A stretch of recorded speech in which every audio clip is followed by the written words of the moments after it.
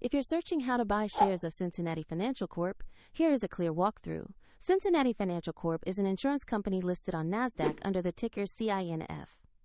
This explanation is for educational purposes only and is not financial advice. To buy shares, you need a broker, and we'll use eToro as an example to demonstrate the process.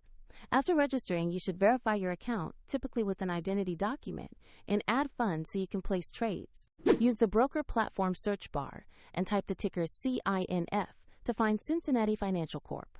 Confirm the search results, show the company name and ticker so you select the correct listing. Open the asset page to review basic company information and the price chart for recent performance.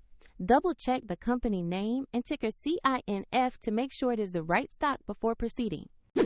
Click Invest, enter the amount you want to buy, carefully review the order details, and then confirm the trade.